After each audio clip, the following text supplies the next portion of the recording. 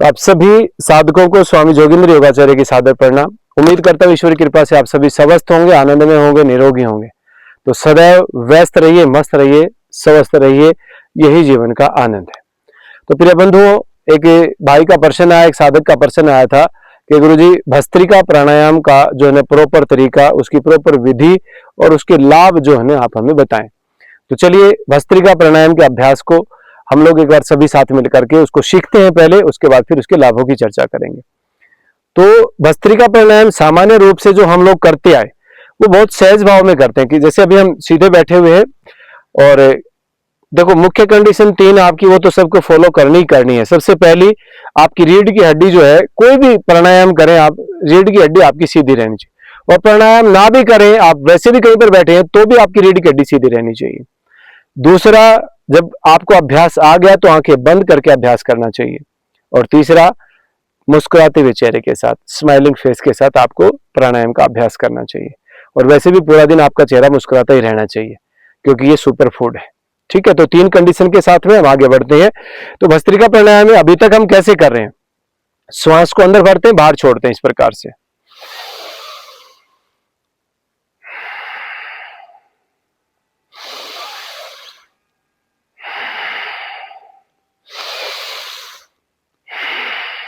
ये सामान्य विधि प्रचलन में है, लेकिन थोड़ा सा इसमें चेंज कीजिए। प्राण आयाम, प्राणायाम का मतलब है प्राण पर नियंत्रण, प्राण पर कंट्रोल करना। लेकिन इसमें तो आपने कहीं पर प्राण पर कंट्रोल किया ही नहीं है, नियंत्रण किया ही नहीं है, उसकी साधना तो कहीं के पर की ही नहीं है। बहुत आसानी से आपने श्वास लिया, आसानी से छोड़ दिया। तो इसको एक आयाम के साथ अभ्यास करते हैं। माने जब भी आप प्राणायाम करें, भस्त्रिका खास करके जब श्वास को अंदर भरें, तो आपके मन में ये भाव होना चाहिए कि मुझे मैक्सिमम से मैक्सिमम श्वास को अंदर भरना है, और इतना श्वास अंदर भरना है कि वो और अंदर श्वास जाने की जगह ही ना बचे। और जब बाहर छोड़े तो इस भाव से श्वास को बाहर छोड़िए कि आपके अंदर थोड़ा सा भी श्वास बचने ना पाए, पूरा श्वास बाहर निकल जाए।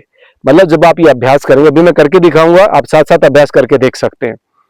जब आप श्वास को अंदर भरेंगे तो आपकी पूरा लंग्स माने पूरी छाती ऐसे फूल जाएगी, आपका डायफ्राम का हिस्सा भी फूल करके बाहर आएगा, और माने पेट का ही, आपका पेट का ऊपर वाला हिस्सा ये बाहर निकलेगा।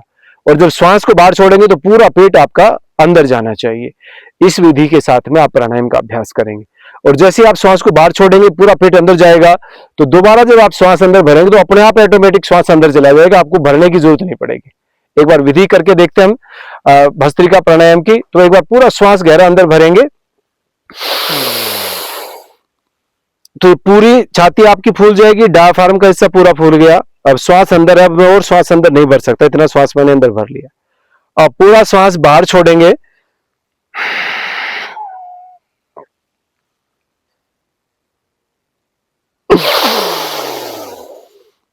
तो जो भी साधक ने पूरा श्वास बाहर छोड़ रखा होगा, अंदर लेने का उसे प्रयास करने की जरूरत नहीं, अपने आप अंदर जाएगा। जैसे एक बॉल को आप दबाएं और एकदम छोड़ेंगे तो हवा अपने आप भर लेती है अंदर, तो ऐसे ही आप पूरा श्वास बाहर छोड़ देंगे तो श्वास अपने आप अंदर जाएगा, और मैक्सिमम आप श्वास को इनहेल कर सकते हैं।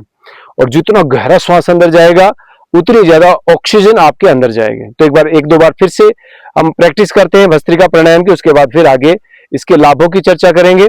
तो श्वास को गहरा अंदर भरेंगे और पूरा श्वास बाहर छोड़ देंगे।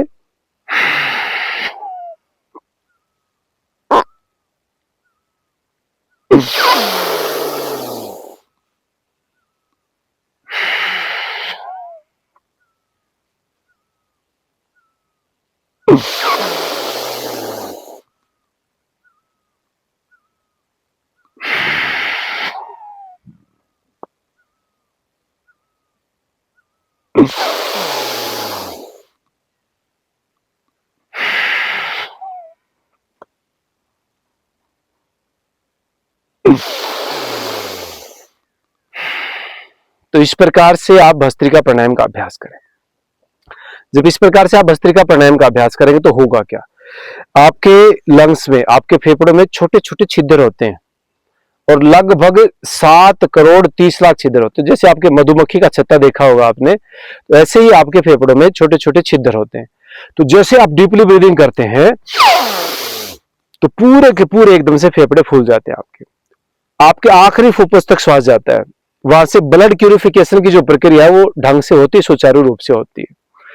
दूसरा, एक और हम भस्त्रिका प्राणायाम को एक्सरसाइज के रूप में करते हैं, वो मैं पहले एक बार लाभ की चर्चा हम कर लें, उसके बाद फिर मैं उसको करके दिखाऊंगा। वो भी 1 मिनट तक जरूर किया करें। जो अभी आपने भस्त्रिका किया, ये 5 मिनट से लेकर के 10 मिनट तक आप इसका अभ्यास करें। 5 मिनट गर्मियों में, 10 मिनट सर्दियों में आप इसका अभ्यास करेंगे। तो हम बात कर रहे थे लाभ की, तो आपके 7 करोड़ 30 लाख सारे के सारे फुफ्फुस खुल जाएंगे, नीचे डायफ्राम तक का हिस्सा पूरा एकदम क्लियर होगा, और आपका रेस्पिरेटरी सिस्टम माने श्वसन तंत्र मजबूत बनेगा, स्ट्रांग बनेगा। और यदि श्वसन तंत्र मजबूत है तो आपको कोई भी कफ रोग नहीं हो सकता। बार बार सर्दी जुकाम, नजला, साइनस, अस्थमा, दमे का रोग है, वो आपका क्योर हो जाएगा। नहीं है तो होगा नहीं भविष्य में। तो क्योंकि श्वसन तंत्र मजबूत हो रहा है, आपकी इम्यूनिटी पावर बढ़ रही है, क्योंकि आप जब डीपली ब्रीदिंग करते हैं, श्वास आपने डीपली अंदर भरा तो आपको ऑक्सीजन लेवल बढ़ा, बॉडी में ऑक्सीजन लेवल बढ़ा तो आपका इम्यूनिटी पावर बढ़ गई, रोग से लड़ने की शक्ति बढ़ गई, रोग प्रतिरोधक क्षमता बढ़ गई। और यदि रोग प्रतिरोधक क्षमता आपकी मजबूत होगी तो किसी भी प्रकार की कोई एलर्जी आपको नहीं हो सकती, क्योंकि आपके शरीर में एनर्जी लेवल बहुत हाई हो गया है। इसीलिए योग के मनुष्यों का मानना है कि जो भस्त्रिका प्राणायाम के अभ्यासी हैं वो कभी वृद्ध अवस्था को प्राप्त नहीं हो सकते, बशर्ते नियमित रूप से, श्रद्धापूर्वक, विश्वासपूर्वक और नियमित रूप से 5 से 15 मिनट तक आप 5 से 10 मिनट तक आप भस्त्रिका प्राणायाम का अभ्यास करें, और पूर्ण समर्पण के साथ में, पूर्ण कंसंट्रेशन के साथ में, पूरी एकाग्रता के साथ में आप अभ्यास करेंगे तो आपको निश्चित रूप से लाभ मिलेगा ही मिलेगा, और सदैव यौवन के साथ आप अपने जीवन को जी पाएंगे। तो ये तो थी बात भस्त्रिका प्राणायाम से होने वाले लाभों की। अब हम बात कर रहे थे कि एक अभ्यास आप भस्त्रिका प्राणायाम को एक्सरसाइज के रूप में कर सकते हैं। वो 1 मिनट तक आप प्रतिदिन उसको करेंगे तो आपके लंग्स बहुत ज्यादा स्ट्रांग हो जाएंगे।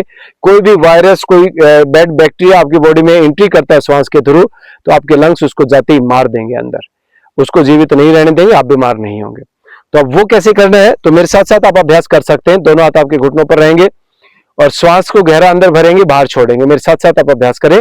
1 मिनट तक रेगुलर आप इस अभ्यास को करते हैं तो आपके फेफड़े जो है बहुत मजबूत बन जाएंगे आपके। तो श्वास को गहरा अंदर भरना,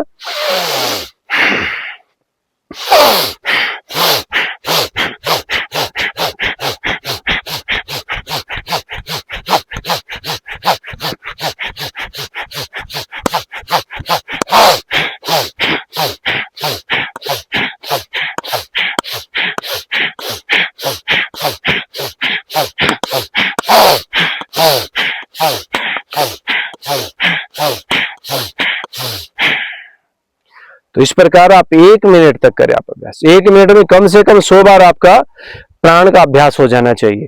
तो आपके फेफड़े बहुत मजबूत बनेंगे, ताकतवर होंगे, शक्तिशाली होंगे, और आप भी सदैव स्वस्थ रहेंगे, निरोगी रहेंगे। तो रोग प्रतिरोधक क्षमता बढ़ाने का भंडार है आपका भस्त्रिका प्राणायाम। आपके यौवन का खजाना है भस्त्रिका प्राणायाम। आपको सदैव स्वस्थ रखने का खजाना है भस्त्रिका प्राणायाम। तो इसलिए प्रतिदिन 5 मिनट से लेकर के 10 मिनट का समय निकालिए और इसका अभ्यास कीजिए। आप सदैव स्वस्थ रहेंगे, आनंद में रहेंगे। तो आज के लिए बस इतना ही। आगे फिर किसी नए विषय के साथ मिलेंगे। आपका भी कोई प्रश्न हो तो आप कमेंट कर करके वो प्रश्न पूछ सकते हैं।